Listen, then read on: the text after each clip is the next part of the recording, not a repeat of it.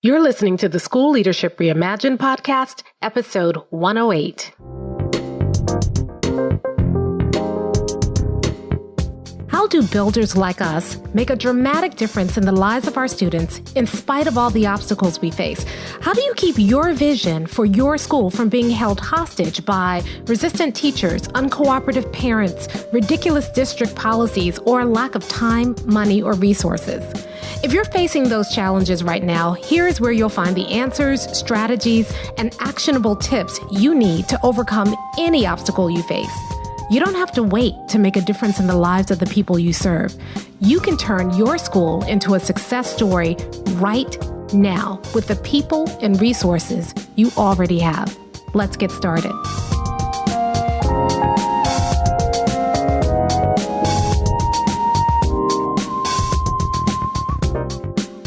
Hey builders, welcome to another episode of the School Leadership Reimagined podcast. I'm your host, Robin Jackson, and today we are going to do our final episode in the series on bosses, leaders, and builders. I know I'm sad, but today we're going to talk about a topic that we often don't talk about much, and that's how buildership makes you a bit of a weirdo. We'll talk about that in a second, but before we do, I have a couple of announcements. Now, the first announcement is that by the time you hear this episode, we will be very close to closing down ticket sales for Builders Lab, the 360-degree experience happening on June 28 through 30, 2021. As of today, at this recording, we only have 7 seats left. And so we've had such a response to Builders Lab for this one that we're actually closing down the ticket deadline a week early. And once those 7 slots are gone, we're probably going to close it down then. So if you go to the website, if you go to mindstepsinc.com/builders-lab, and it says we're sold out, it's because we're sold out. But in any case, we are shutting down registration on this coming Friday. So make sure that if you are planning on going to Builders Lab and you've been thinking about it and you've been debating, this is the time to make the decision. And I really do hope you come. We have such an exciting Builders Lab plan. It's a virtual experience, which means that you don't have to bother with travel or anything, but we make it a 360-degree experience, which means that even though you're not with us face to face, you are still engaged. In fact, people often say, I can't believe that this is virtual. Time goes so quickly. I can't believe the day is done. I can't believe how engaged I was. We really do work at it. And so if it's something that you've been thinking about, the time is now. Make sure that you get your tickets. And again, go to mindstepsinc.com/builders-lab. And if you're listening to this after June 28, 2021, and you want to come to an upcoming Builders Lab, that link will still work. So we usually have 2 Builders Labs a year. We have one in the end of June, beginning of July, and then we have another one at the end of January. So our next Builders Lab will be in January, and we'll have dates for that shortly in case you can't come to this one. Okay, second announcement. This is also a sad one. The pop-up group is closing down in just a couple of weeks. And so if you have not had a chance to join the pop-up group, go to mindstepsinc.com and just scroll down on the homepage until you see the section for the free MindSteps pop-up group. The pop-up group is the best place to get free advice from me. So people often write to me on Twitter, or they tag me in LinkedIn, and they're asking questions. And a lot of times those questions are not quick answers. They want to know strategic things around being a builder. The best place to get your questions answered is by joining the pop-up group and coming to one of our office hours.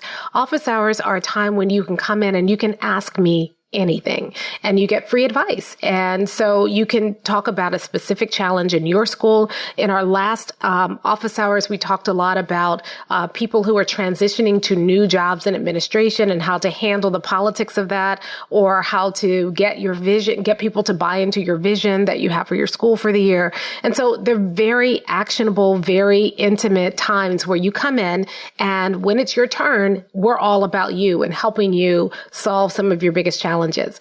So the pop-up group is now popping up, and we're going to pop out at the week before Builders Lab so that we can focus on Builders Lab. Then it'll probably pop up again somewhere towards the end of the summer. And the reason we call it a pop-up group is because when we're in session, you get that access, you get all the goodness of the pop-up group, but then sometimes we pop out. So again, go to mindstepsinc.com and scroll down until you see the pop-up group. Hurry up. I hate to say it like so bluntly, but we only have a couple more weeks left.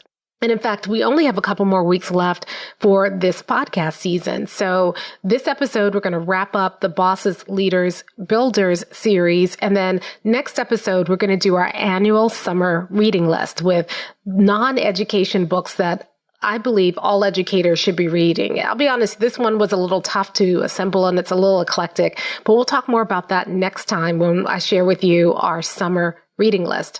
And then normally we take a hiatus for the summer, but this summer we're going to do something different. This summer we're going to be bringing the School Leadership Reimagined Rewind, and we're going to be sharing with you some of our favorite episodes from past seasons. So this is an opportunity, if you're new to the podcast, to get caught up.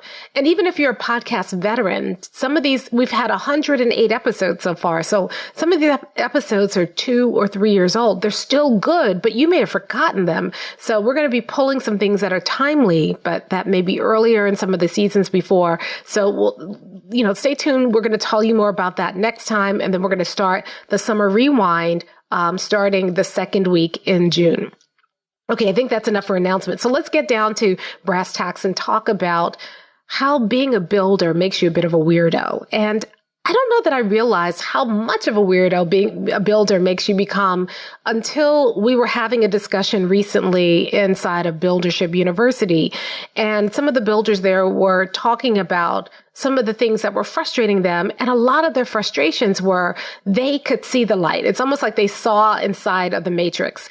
And they can see a clear pathway to achieving their success for their school, for 100% of their students in the next 3 years, but nobody else could see it. And it started making me realize that when you are a builder, you really do become a bit of a weirdo. I'll give you a couple of examples. When everybody else was panicking during the pandemic, our builders weren't. Sure, they were concerned. Sure, they had their own fears because, early in the pandemic, remember, there was just so much that we didn't know. And sure, they were frustrated by sometimes the lack of communication coming out of their district or the shift in policy that was happening. It seemed like nobody knew what they were doing. But there was a big difference between the way that builders handled the pandemic and everybody else. While everybody else was just going into survival mode and just trying to figure out how are we going to survive this pandemic, builders were still building. They were making decisions through the lens of their vision, mission, and core values. And so they had a sense of certainty that other people didn't have. When other people were saying, well, let's wait for guidance from the district. Well, let's wait till we hear. I'm not sure what we're going to do yet. We're all figuring this out together and making those kinds of excuses to their staffs. Builders were saying, wait, let's talk about our vision, mission, and core values. What do they tell us about how we should respond? How do we respond in a way that is consistent with our vision, mission, and core values? And as a result, builders were steady. Builders exuded confidence. People looked at the builders and they said, you know what? Even though we're all scared and it doesn't look like anybody else knows what they're doing, you seem to know what you're doing. So we're going to do what you do. And as a result, their schools were better off. When other people were worried about attendance, builders were getting students in school. When other people were just kind of settling for lackluster online instruction, builders still had rigor in their instruction. When other people were trying to figure out how do we create relationships with kids, builders had a system that kept them connected to their students. So they didn't have to build anything new. They already had it in place. And so when builders navigated their schools through the pandemic, there was a difference. And in a way, other people were looking at builders and saying, you're a bit of a weirdo because why aren't you panicking like the rest of us? And builders said, because there's no reason to panic. We still have a vision. We still have a mission. We still have core values, and they are situational agnostic. It doesn't matter the situation, our vision, our mission, and core values, because we wrote them the right way, they will not fail us even in the midst of a crisis. And so when everybody else is panicking, builders are calm. It's one way buildership makes you a weirdo. Here's another way. There are teachers that other people can't deal with that builders can not only deal with, but transform. So while everybody else is frustrated because this teacher won't do or that teacher won't do, while everybody's trying to figure out how to get rid of teachers, especially this time of the school year, builders, they're not stressed out. They're not worried. They know and have a plan for how they're going to get every teacher to grow at least one level in one domain in 1 year or less. And so as long as teachers are doing that, they're not stressed out because they have a struggling teacher, because they know that if that teacher continues to grow at least one level in one domain in 1 year or less, that teacher is going to reach mastery in the most critical domains in 3 years. So while everybody else is trying to figure out, how do I get this teacher to quit? Or how do I launch the paperwork to get rid of this teacher? Builders are focused on their vision, mission, and core values, and they're building. And when a teacher feels uncooperative, they don't stress out because they have tools to deal with teachers who are uncooperative. They know how to look at a teacher's will driver. We were in Buildership University this week in office hours, and people were talking about how powerful the will drivers are and how just understanding people's will drivers has helped them make an impact on teachers who had been intractable before. And it's also helping them make an impact on students who get stuck. So builders are starting to see, they realize that just because somebody is resistant today doesn't mean that they're always going to be resistant. Not only that, but builders have tools to help teachers who are struggling grow in a way that makes sense for teachers. They don't have a one-size-fits-all approach. They understand where a teacher is, and they understand what the next level is for that teacher, and they have tools to help that teacher reach the next level. So they never panic if a teacher is struggling. They analyze that teacher, assess where that teacher is, and get to work. And guess what? That teacher moves. So many builders have told me how they had a teacher that everybody else had given up on, but they started with giving that teacher one thing feedback, helping the teacher understand that one thing that they need to work on right now that will make the biggest difference in that teacher's practice. Then they worked on having the right feedback conversation with that teacher. And then they worked on using that surefire support cheat sheet to give teachers the right kind of support for where they were. And they started seeing movement. In fact, the teachers were so grateful that they were finally getting feedback that they could actually use, that the teachers were motivated to grow because the builder was giving them what they needed. And so in the course of a few months, that teacher who was struggling, that teacher that everybody else wrote off, is improving. And not only is that teacher improving, they're not little incremental improvements. They're massive improvements, both in skill and in will. Their attitudes are different. They want to get better. They respond to professional development differently. And at the end of the year, that teacher who everybody else wrote off is now grown so much that people start to see potential in that teacher. People start to see hope. And what else is important is that the students in that teacher's class are making progress towards that builder's vision. So when everybody else writes teachers off, builders see potential, builders make it work. Builders aren't focused on getting rid of teachers. They're focused on helping every teacher grow. And that makes you a little bit of a weirdo. Here's what else. When everybody is sitting down to write a SIP plan with what I call insipid goals, goals that don't really mean anything, goals that try to game the system, goals that are pitched at a level where we feel like, okay, even in our sleep, we could probably hit that goal, goals that don't push and drive schools forward. Builders, instead of writing a SIP plan for the whole year, builders are thinking in 90-day growth cycles. Builders are trying to figure out what is the most important thing that we need to accomplish in the next 90 days. And so builders have a different focus about their work. You see, when you write a SIP plan, it helps you to kind of relax, right? You write it in the summer. You don't have to show progress until the next summer. So you don't have the sense of urgency. Whereas builders are thinking in 90-day cycles, there's a built-in sense of urgency, not panic, urgency. We don't have time to rest. We don't have time to sit because we have things that we need to accomplish. And so rather than maybe celebrating a success for something that you've been working on all year, and in most cases, making excuses for not reaching the yearly goal, builders are celebrating every 90 days because they are seeing success every 90 days. So when you think about it that way, when you hit that kind of success, it makes you a bit of a weirdo. And frankly, it also makes you the object of a lot of people's envy, because when they're saying, well, it can't be done, you're showing it can be done. When they're saying, well, it's impossible to show progress this year because of the pandemic, you're showing progress. When they're saying it's impossible to get this teacher moving, you get that teacher moving. When they say it's impossible for students to show growth when they've had interrupted schooling, your students are showing growth. You become a bit of a weirdo.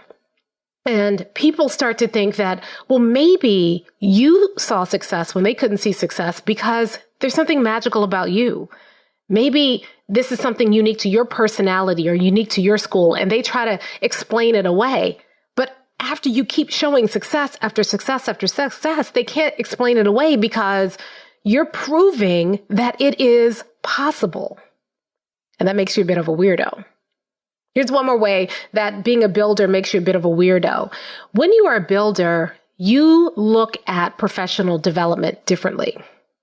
You see, a lot of times people go and they grab the latest trend. Somebody wrote a book and they grab that book. And, I'm saying this as someone who writes books, but they grab the book and they're like, okay, this year we're going to focus on this. And this year we're going to focus on that. And they follow the trends. And so every couple of years, you're looking at this thing. This thing is finally going to rescue us.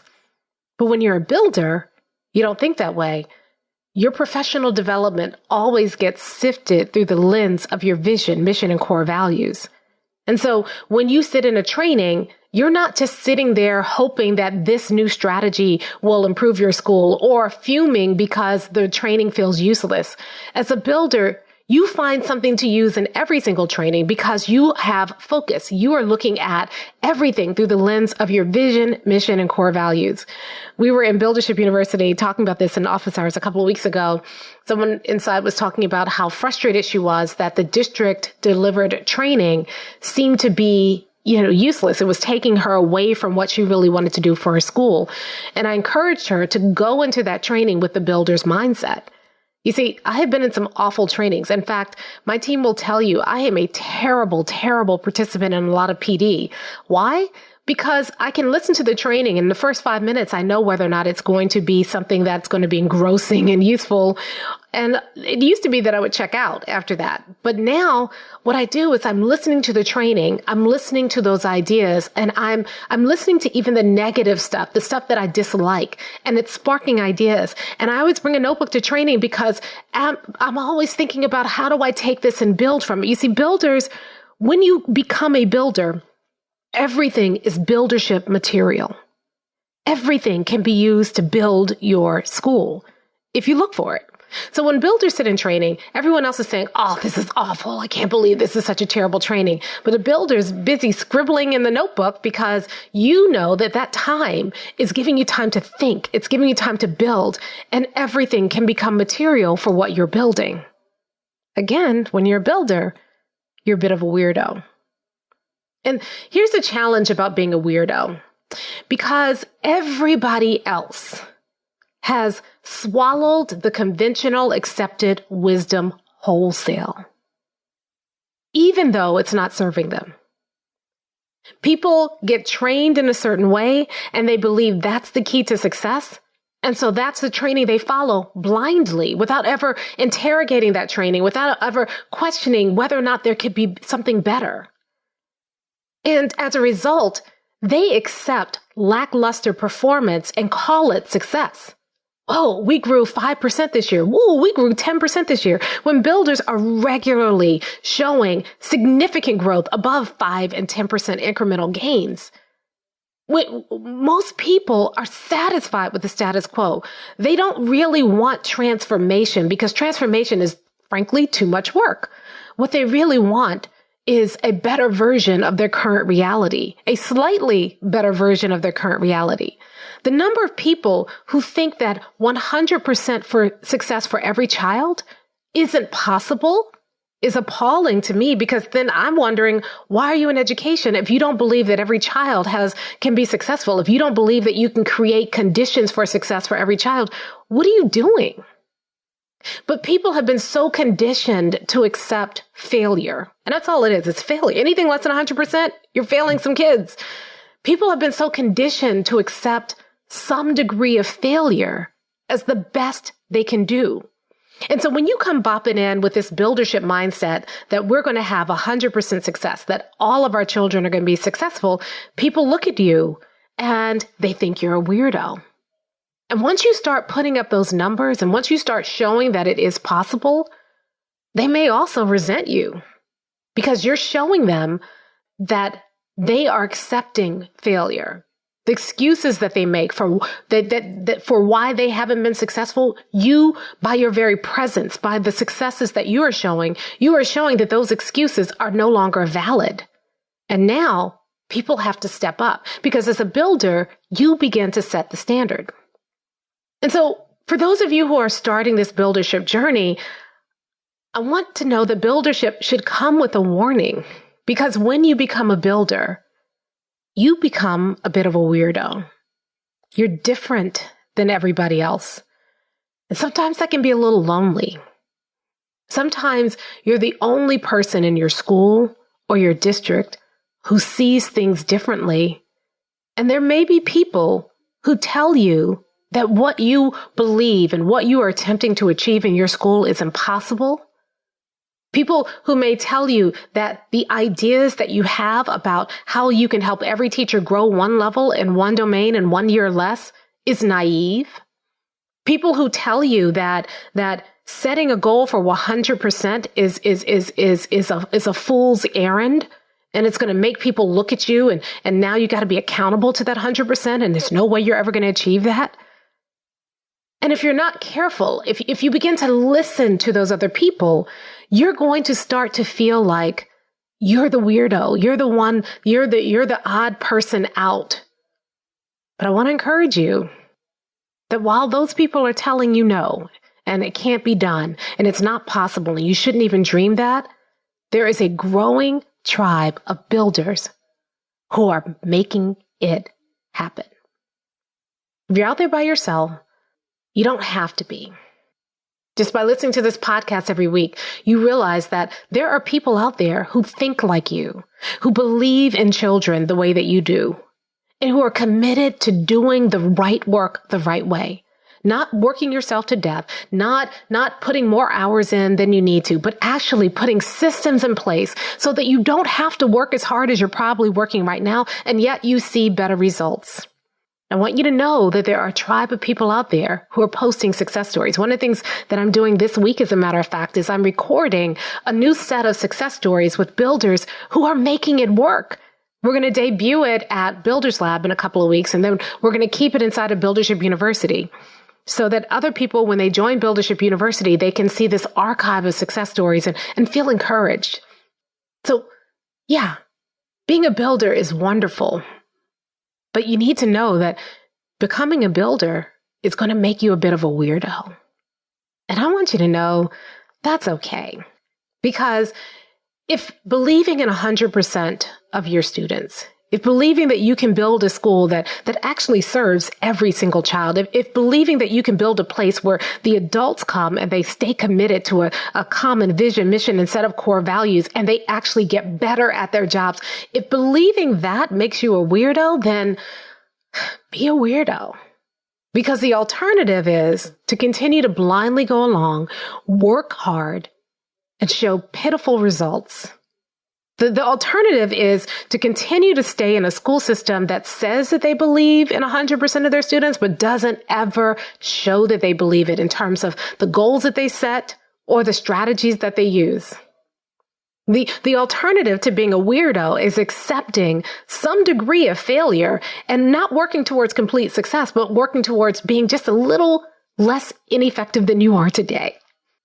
If I had the choice, and I did, I chose to be a weirdo. I chose to do something different, to see things differently. And like I said, there is a growing tribe of people who are making that same decision. And those people are going to change the world.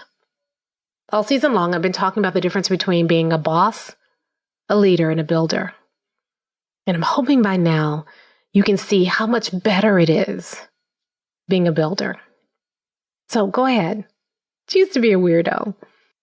And if you're all by yourself, I don't want you to despair, because in addition to just listening to this podcast every week and with all the other people who are listening to this podcast with you, we also have something called Buildership University. And Buildership University is a place where weirdos hang out. Inside of Buildership University, you not only get training and support, on-demand training, on-demand support and resources to help you implement Buildership in your school, but we have bi-monthly office hours where you can just come and hang out with other weirdos just like you. Bring your challenges, bring your frustrations, and we all work on it together. I think office hours is probably my favorite part of Buildership University, because that's a time when a lot of people come, and sometimes people come and say, I don't even have an issue today. I just came to hang out. I just came to be around other weirdos like me, just to hear and be a part of this community. It's been really incredible. And if you want to join that community, then go to buildershipuniversity.com and go ahead and join. That way you won't be by yourself. And even if you don't join, listen, you're not by yourself. The number of builders is growing. It's becoming a movement. People are tired of conventional wisdom. People are ready to make a bigger difference in their schools. People are tired of accepting, less and less failure instead of more and more success. So come on, join us. Become a builder. It's the best thing in the world. It changes everything. It gives you the confidence to pursue a goal that matters and the tools to make sure that you are successfully achieving that goal. Every one of us has a choice that we make every single day. When you get up every single day, you have a choice. Am I going to face today like a boss? Or, as we've been saying all season, like a boss hole? Am I going to face today like a leader? And as a leader, deal with all the challenges and struggles that come with leadership? Or am I going to get up today, do something important, feel a sense of calm and confidence while I pursue a really, really radical goal, be excited about my work, and make a difference like a builder? My hope is that after listening to this season, you choose to be a weirdo and you choose to be a builder. Hey, if you're ready to get started being a builder right away, then I want to invite you to join us at Buildership University. It's our exclusive online community for builders just like you, where you'll be able to get the exact training that you need to turn your school into a success story right now with the people and resources you already have. Inside, you'll find our best online courses, live trainings with me, tons of resources, templates, and exemplars, and monthly live office hours with me, where you can ask me anything and get my help on whatever challenge you're facing right now. If you're tired of hitting obstacle after obstacle and you're sick of tiny little incremental gains each year, if you're ready to make a dramatic difference in your school right now, then you need to join Buildership University. Just go to buildershipuniversity.com and get started writing your school success story today.